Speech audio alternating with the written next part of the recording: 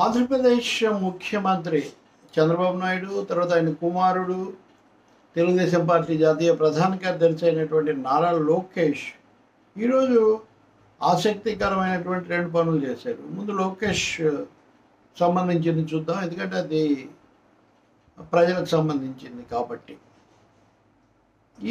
ఈరోజు చంద్రబాబు నాయుడు పర్యటన సందర్భంగా సత్యసాయి జిల్లాలో ముందస్తుగా సిపిఎం నాయకులను చాలామందిని అరెస్ట్ చేశారు ఇళ్లలోనే. దీని మీద ఆ పార్టీ రాష్ట్ర కార్యదర్శి శ్రీనివాసరావు తీవ్రంగా దీని మీద ఖండిస్తూ ఒక ప్రకటన చేశారు. శ్రీ సత్యసాయి జిల్లా మడకశిర నియోజకవర్గ పర్యటనకు రాష్ట్ర ముఖ్యమంత్రి చంద్రబాబు నాయుడు వచ్చిన సందర్భంగా పెనుకొండ, మడకశిర ప్రాంతాల్లో సిపిఎం నాయకులను, ప్రజా సంఘాల ముఖ్య కార్యకర్తలను పోలీసులు అక్రమంగా అరెస్ట్ చేయడాన్ని సిపిఎం రాష్ట్ర కమిటీ ఖండిస్తున్నది. అరెస్ట్ చేసిన వారిని విడుదల చేయాలని డిమాండ్ చేస్తున్నది. మడకశిరలో పింఛన్ల పంపిణీ కోసం ముఖ్యమంత్రి పర్యటన సందర్భంగా అకారణంగా సిపిఐఎం ప్రజా సంఘాల నాయకులను అరెస్ట్ చేసి పోలీస్ స్టేషన్లో ఉంచారు. ఎటువంటి ఆందోళన కార్యక్రమాలకు సిపిఎం పిలుపునివ్వకపోయినా గురువారం తెల్లవారుజామున ఇంట్లో నిద్రిస్తున్న సిపిఎం నాయకులు పెద్దన్న, రమేష్, గంగాధరు, వెంకట్రాముడులను అరెస్ట్ చేసి పెనుకొండ పోలీస్ స్టేషన్లో పెట్టారు. మడకశిరలో అంగన్వాడీ యూనియన్ జిల్లా కార్యదర్శి శ్రీదేవి, ఎస్ఎఫ్ఐ జిల్లా అధ్యక్షుడు వీరేష్లను గృహ నిర్బంధం చేశారు. గత వైసీపీ రాష్ట్ర ప్రభుత్వం ముఖ్యమంత్రి ఏ జిల్లా పర్యటన చేస్తే అక్కడి వామపక్ష పార్టీల నాయకులను, ముఖ్యంగా సిపిఎం నాయకులను ముందస్తు అరెస్ట్ చేయడం, ఉద్యమాల పట్ల నిరంకుశంగా వ్యవహరించింది. ఈ నిరంకుశ అప్రజాస్వామిక చర్యలను ఎన్నికల్లో ప్రజలు నిరసించారు. ప్రతిపక్షంలో ఉన్నప్పుడు ఈ పద్ధతులను విమర్శించి అధికారంలోకి వచ్చిన తెలుగుదేశం కూటమి ప్రభుత్వం అదే నిర్బంధ చర్యలను కొనసాగించడం సరైనది కాదు. ఇలాంటి చర్యలను రాష్ట్ర ప్రభుత్వం విడనాడాలని సిపిఎం కోరుతున్నది. అరెస్ట్ చేసిన సిపిఎం నాయకులను వెంటనే విడుదల చేయాలని డిమాండ్ చేస్తున్నది. సో ఇలా చాలా స్పష్టంగా శ్రీనివాసరావు ఈ ప్రకటన చేశారు.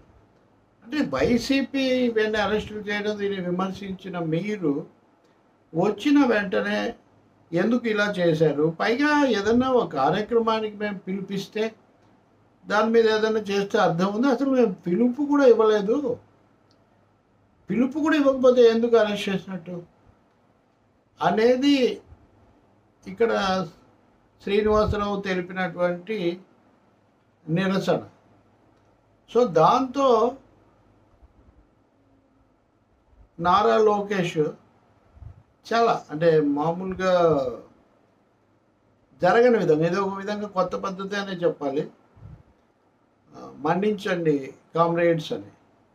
అంటే కామ్రేడ్ అనే పదం సరే కమ్యూనిస్టులు కాబట్టి వాడారు అనుకున్నా, మిగతా విషయాలు కూడా మమ్మల్ని మన్నించండి కామ్రేడ్ అంటే శ్రీనివాసరావు ప్రకటనకి ఇది ప్రతిస్పందన అనుకోవాలి. సీఎం చంద్రబాబు గారి మడకశిర నియోజకవర్గం పర్యటన సందర్భంగా ఆ ప్రాంత సిపిఎం నేతలను పోలీసులు అరెస్ట్ చేసిన ఘటన పట్ల మన్నించాల్సిందిగా కోరుతున్నాం. గృహ నిర్బంధాలు, ముందస్తు అరెస్టులకు మా కూటమి ప్రభుత్వం పూర్తిగా వ్యతిరేకం. గత 5 ఏళ్ల పరదాల ప్రభుత్వం పోయినా ఇంకా కొంతమంది పోలీసుల తీరు మారలేదు. ఇటువంటి అప్రజాస్వామిక చర్యలను పునరావృతం కానివ్వం. ప్రభుత్వాన్ని ప్రజాపక్షమై ప్రశ్నించే హక్కు, ప్రజాస్వామ్యబద్ధంగా నిరసన తెలిపే హక్కులను కాపాడుతాం. ఇకపై ప్రతిపక్షాలు, ప్రజా సంఘాలు ముందస్తు అరెస్టులు, గృహ నిర్బంధాలు లాంటి ఘటనలు పునరావృతం కాకుండా చర్యలు తీసుకోవాలని పోలీసు శాఖ ముఖ్య అధికారులను కోరుతున్నానని ఒక ప్రకటన చేశారు నారా లోకేష్. నిజంగా ఇది ఆసక్తికరము, ఆహ్వానించదగింది కూడా. ఎందుకంటే ముందు ఏం జరుగుతుంది అనేది ఎలా ఉన్నా, ఇప్పుడు జరిగిన దానికి మన్నించండి కామ్రేడ్ అని చెప్పడము, ఇంకా ఇక ముందు జరగకుండా చూస్తామని చెప్పడము, అంతకుముందు కూడా కొద్దిగా ఉండేది అటువంటివి. పోలీసుల అత్యుత్సాహం కావచ్చు, పార్టీ నాయకుల యొక్క స్థానికంగా ఉన్న ఒత్తిడి కావచ్చు, ఇలా చేసేవాళ్ళు.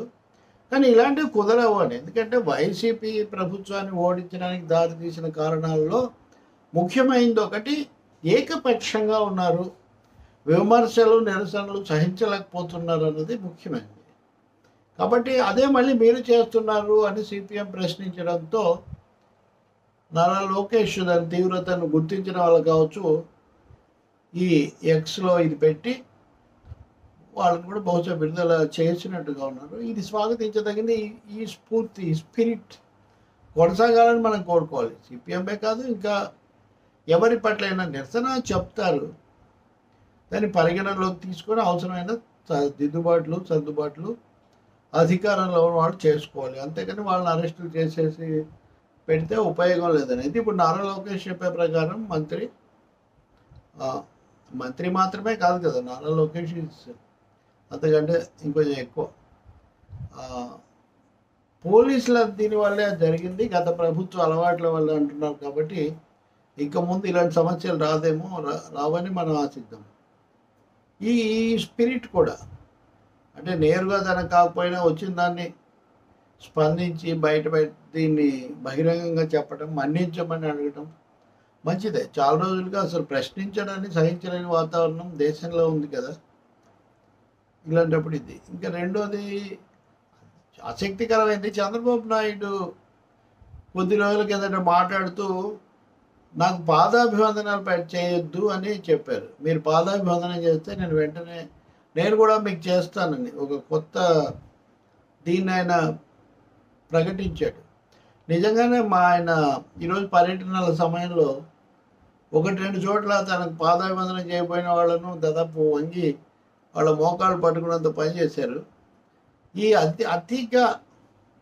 అతి విధేయత ప్రదర్శించడం కోసం వాళ్ళ ముందు సాగిలపడటం, ఇంకా ఈ పాదాభివందనాలు చేయటం, జయలలిత లాంటి వాళ్ళు ఎక్కువ చేసుకునేవాళ్ళు అట్లా. ఇది నిజానికి తెలుగునాట అంత లేదు, అది గతంలో. అది క్రమంగా పెరుగుతుంది.